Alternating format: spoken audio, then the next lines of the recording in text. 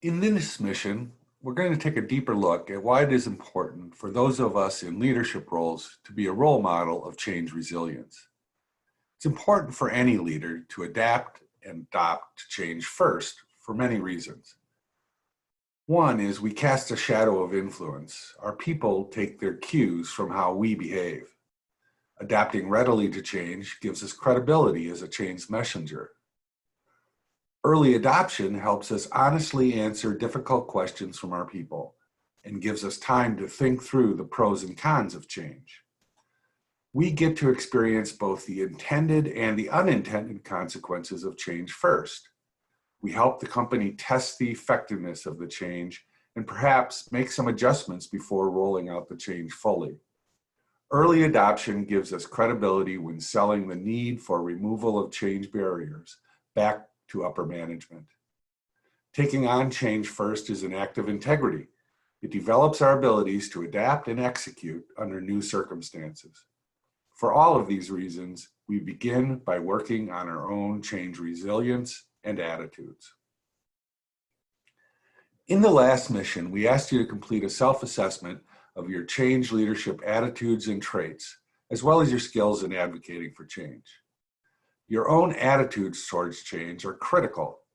You will never be a good advocate for change unless you role model the passion, drive, and resourcefulness of someone who is confident making change themselves. Use your attitude and traits self-assessment to decide where you can best focus your change resilience development.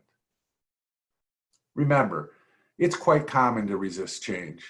Most of us, when faced with change, have some fear of making a mistake and looking bad in front of others. It is important that we learn to see mistakes or failures as opportunities for learning. Our own attitude towards change can create an open and blame-free environment while also encouraging our team members to learn from failure. We must embrace role model growth mindset if we want to lead change. Remember that mindset researcher Carol Dweck has found that it is perfectly normal to have a fixed mindset, and it is within our power to change a fixed mindset into a growth mindset.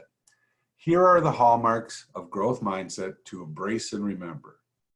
All normal, healthy people are capable of growth and development at any age. The key is to embrace challenge and be willing to try new experiments in behavior and approaches.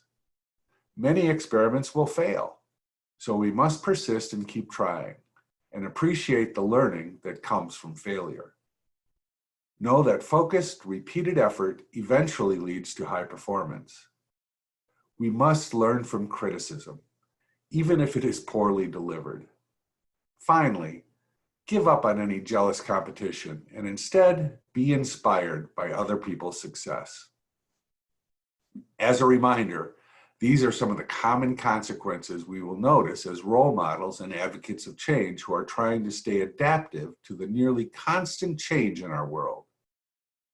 Let's look at some language we can use to remind ourselves to view mistakes as part of learning and stay in a growth mindset more often. A great place to start when you feel stuck is to change your self-talk. We all have that voice inside our head, occasionally telling us that we are not good enough or smart enough. It has been called our monkey mind. You also might think of it as the voice of your inner critic. When an old way of thinking pops up that says, "This is too hard, I give up," or "I'll never get this," you simply remember to replace it with a new, more positive thought. You might want to print out this slide and keep it with you until this new way of thinking becomes your new habit and you have begun to develop a strong growth mindset and silence that monkey mind and inner critic. We'll put a copy for you in the documents attached to this mission.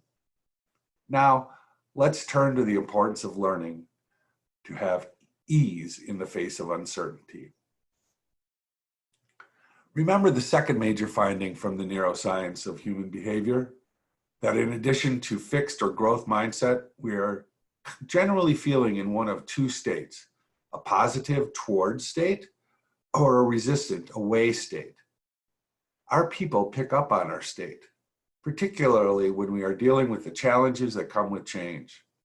That's why it's important that we try to keep ourselves in a toward state as much as possible. If you notice yourself slipping into an away state, that's good.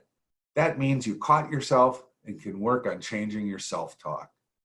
Let's look at a few more things you can do to be a positive role model of change resilience. The questions we ask ourselves about change can make all the difference in our own change receptivity. When we ask ourselves positive questions about how to take on change, we are developing our own change resilience. Our questions can help us create positive stories about change. Because we are out front role modeling change, we get to experience our own story of change first. Being an early adopter of change gives us credibility when we are later trying to convince others to change or arguing for the removal of barriers to change. A good story can help us move through our own change curve more quickly. Think back to a major change in your life, either at work or in your personal life. What was the story you were telling yourself as you were going through the discomfort, pain, and trauma of the change? As you navigated the change, how did the story change? And now that you are on the other side of the change, what would you say is the moral of your own story?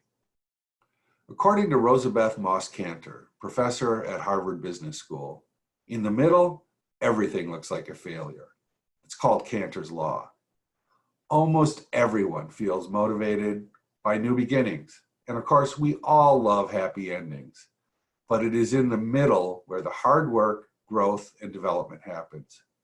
Your stories of facing and overcoming the challenges of change can be a great asset in your quest to become a role model of change resilience. Remember that we live in a VUCA world. Change is constant.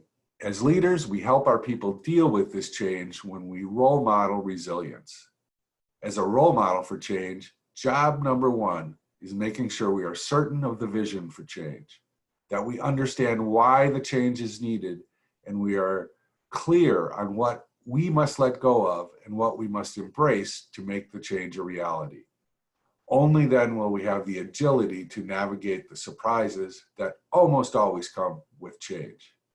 We must ensure that our own VUCA antidote, our vision of the change, our understanding of why the change needs to occur, our clarity about what must be accomplished, and our willingness to respond with agility whenever we encounter unexpected challenges. You also role model change resilience when you honor the old ways of doing things in the past while actively embracing the new ways of doing things. Your people will follow your example and appreciate your respect for the past even as you embrace the future. Here are a few final thoughts to help you be a better role model of change adaptability. One of the best ways to be a change role model is to regularly and consistently seek feedback. When we regularly seek feedback on our own behavior and check our thinking with others, we are developing honest mirrors, people who will tell us the truth about how we show up as leaders. Phrasing is important when seeking feedback. When you ask for one thing, you are more likely to get a useful answer.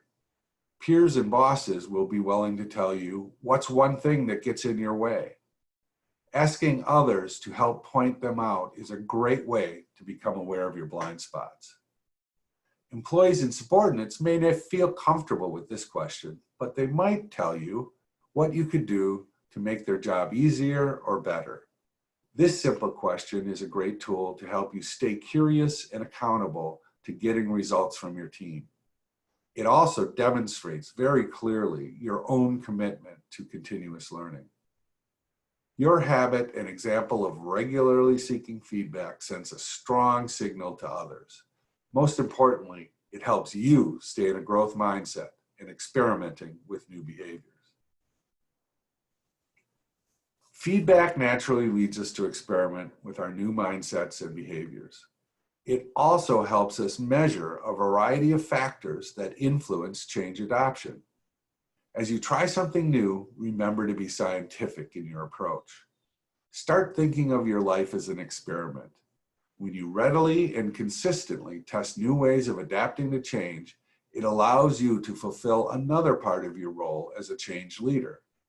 You can measure the impact made from the change versus the effort that you were required to expend to make the change happen. Understanding the impact of new behavior in our own situation will later help the organization measure, validate, and adjust change efforts. In summary, leaders who role model change resilience and continually experiment with new approaches become the most credible advocates of change, the topic that we're going to turn to in the next mission. Your example of change resilience is a keystone of your success as a leader of change.